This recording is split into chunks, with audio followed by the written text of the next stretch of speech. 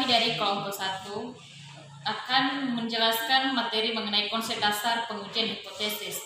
Kami beranggotakan 5 orang. Penyaji pertama saya sendiri, Helpin Setianizai, kedua Asnida, ketiga Novitasari Hulu, keempat Kevin Fernandes Semwa, dan kelima Trisna Dewi Tawaro. Konsep dasar pengujian hipotesis. 1. Hipotesis diartikan sebagai jawaban sementara terhadap rumusan masalah penelitian. 2. Rumusan masalah bisa berupa pernyataan tentang hubungan dua variabel atau lebih, perbandingan atau komparasi, atau variabel mandiri deskripsi. 3. Dalam statistik dan penelitian terdapat dua macam hipotesis, yaitu hipotesis nol atau alternatif. Demikian akan dilanjutkan penyaji kedua. Baik teman-teman, sekarang saya akan melanjutkan pembahasan materi kami mengenai hipotesis nol dinyatakan tidak ada.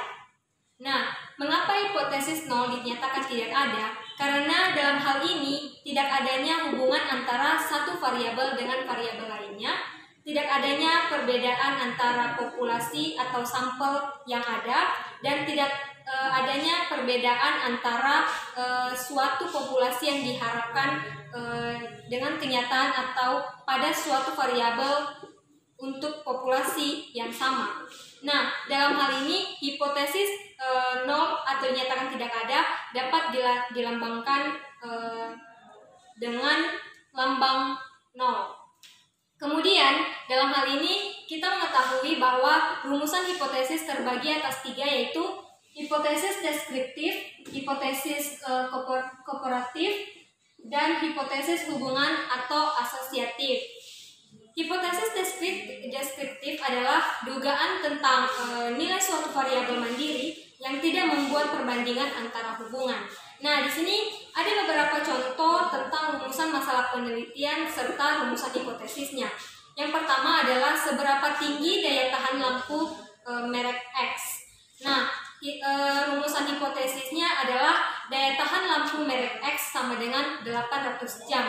Kemudian, seberapa tinggi produktivitas padi di Kabupaten Solok. Nah, hipotesisnya adalah produktivitas padi di Kabupaten Solok adalah 8 ton. Kemudian, berapa lama daya tahan lampu merek A dan B? Hipotesisnya, daya tahan lampu merek A sama dengan 450 jam dan merek B sama dengan 600 jam. Kemudian yang terakhir adalah seberapa baik gaya kepemimpinan di lembaga X. Hipotesisnya adalah gaya kepemimpinan di lembaga X telah mencapai 70% dari yang diharapkan. Yang selanjutnya akan dilanjutkan oleh teman kami, Trisna. Baik teman-teman, sekarang kita ke konsep selanjutnya, yaitu hipotesis komparatif. Anda bisa melihat bahwa hipotesis di sini ada dua konsep yang akan saya jelaskan, yaitu hipotesis kooperatif dan hipotesis hubungan. Jadi di sini hipotesis kooperatif adalah pernyataan yang menunjukkan dugaan nilai dalam satu variabel atau lebih pada sampel yang berbeda. Misalnya rumusan hipotesisnya, apakah perbedaan daya tahan lampu A dengan merek A dan B. Kemudian rumusan untuk hipotesis kooperatifnya nanti, misalnya Anda bisa menyatakan bahwa terdapat hubungan antara merek nilai lampu A dengan merek nilai lampu B. Jadi kemudian seperti yang Anda lihat di sini ada hipotesis hubungan, di mana hipotesis hubungan di sini adalah suatu pertanyaan yang menunjukkan dugaan tentang hubungan antara dua variabel atau lebih. Jadi di sini untuk menentukannya ada rumus HO, HA, atau HO sama dengan P atau sama dengan 0. Di sini HO adalah tidak ada hubungan. Kemudian untuk HA terdapat hubungan. Jadi ketika Anda ingin menuliskannya dalam rumus hipotesis hubungan, maka Anda bisa menggunakan HO sama dengan P atau sama dengan O, HA sama dengan P atau tidak sama dengan O. Di sini P adalah kuatnya hubungan. Kuatnya hubungan antara misalnya dua merek lampu yang berbeda, yaitu A dan B. Ketika mereka memiliki hubungan yang kuat, maka P sama dengan 0. Terima kasih.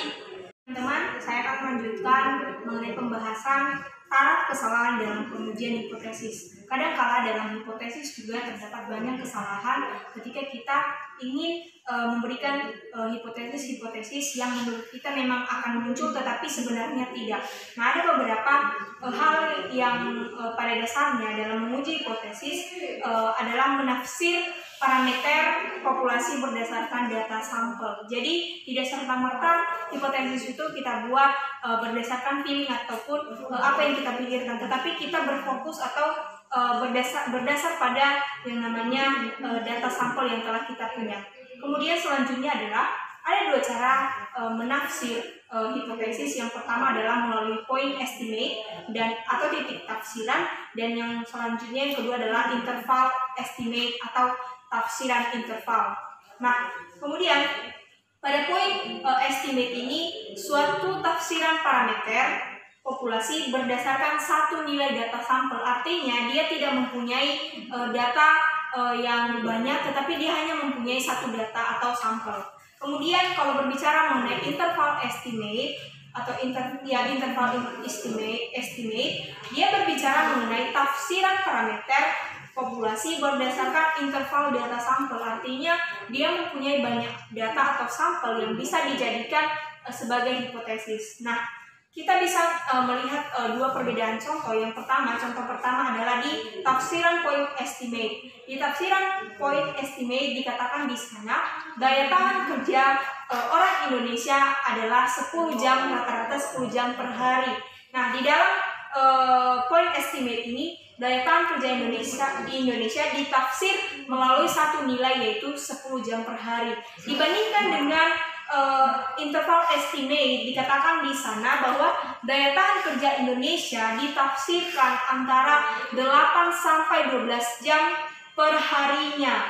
Nah, istilahnya di sini di nilai interval ini ada rentan atau ada tafsiran dimulai dari 8 sampai 12 jam, bahkan bisa pun hanya 8 jam dan bahkan paling banyaknya adalah 12 jam. Jadi di sini di dalam point estimate dan interval estimate terdapat banyak kesalahan. Kesalahan yang paling besar terdapat di point estimate. Kenapa? Di point estimate ini karena hanya menitik beratkan pada satu nilai.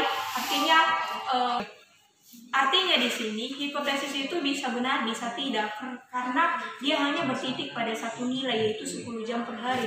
Kita bisa bayangkan ya, 10 jam per hari itu bisa saja tidak benar ya, karena dia tidak menyeluruh. Hipotesis tidak menyeluruh, berlaku untuk semua orang. Kemudian selanjutnya adalah ada juga beberapa kesalahan dalam pengujian hipotesis. Yang selanjutnya adalah kesalahan tafsiran dinyatakan dalam bentuk peluang yang berbentuk presentase ya. Jadi kesalahan itu juga bisa dibentuk dalam bentuk presentase. Dan selanjutnya yang terakhir yang saya bahas adalah kesalahan dalam pengujian hipotesis. Kesalahan dalam pengujian hipotesis ada dua bentuk. Yang pertama adalah kesalahan tipe 1. Kalau kesalahan tipe 1 ini artinya suatu kesalahan bila menolak tapi hipotesis 0 tapi seharusnya benar, tetapi seharusnya diterima. Artinya di sini kesalahan bila menolak hipotesis 0 yang benar seharusnya diterima tetapi ditolak. Nah, kesalahan yang kedua adalah kesalahan bila menerima hipotesis yang salah yang seharusnya ditolak. Artinya ada dua bentuk, yaitu seharusnya diterima tetapi dianggap salah, dan seharusnya dianggap salah tetapi diterima. Demikian. Baik, dan teman-teman, yang terakhir yaitu pengujian hipotesis deskriptif. Beberapa teman tadi telah menjelaskan bagaimana pengujian hipotesis tersebut dan cara mencarinya.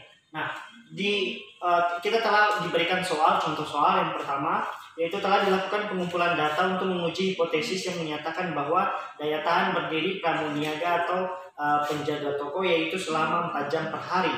Nah, berdasarkan sampel 31 orang. Nah, untuk mencari apakah hipotesis tersebut diterima atau ditolak, maka kita mesti mengetahui yang pertama data atau N yaitu sebanyak 31, dan kemudian yaitu hipotesis awal yaitu 4 jam per hari. Nah, untuk mengetahui rumus tersebut, maka telah diberikan untuk rumus harga rata-rata yaitu X bar sama dengan sigma XI per data atau M. Maka dari perhitungan yang telah diberikan yaitu sigma XI yaitu jumlah daripada semua hasil yang diberikan oleh para informan atau ke-31 orang pramuniaga yang diteliti dan juga dibagi dengan jumlah yaitu sebanyak 31 orang. Maka didapatlah standar rata-rata yaitu 4.664 maksud kami 4,645. Nah, setelah itu, maka untuk mengetahui apakah hipotesis tersebut ditolak atau diterima, maka kita harus menghitung dengan rumus T hitung, yaitu T sama dengan X bar dikurang dengan hipotesis awal dibagi dengan X per akar dari jumlah data. Maka kita bisa masukkan harga rata-rata tadi yaitu 4,645 kemudian dikurang dengan 4 sebagai hipotesis awal kemudian dibagi dengan 1,8 yang merupakan hasil perhitungan standar deviasi dibagi lagi dengan akar dari total keseluruhan data yaitu sebanyak 31, maka dapatlah hasil 1,98. Nah, oleh karena itu apakah untuk menentukan dia diterima atau tidak, maka kita harus melihat apakah ternyata T hitung itu lebih tinggi daripada T tabel. Nah, T hitung 1,98 lebih kecil dari T tabel, di mana T tabel yaitu 30 dibagi dengan 0,05 yang hasilnya 2,042. Oleh karena itu hipotesis awal diterima dan hipotesis akhir ditolak. Dengan demikian daya tahan berdiri pramuniaga di Jakarta adalah 4 jam per hari itu diterima. Nah, oleh karena itu hipotesis tersebut pun digeneralisasikan kepada penelitian tersebut. Baik, demikian penjelasan kami mengenai pengujian hipotesis deskriptif mengenai rumus penerimaan hipotesis. Terima kasih.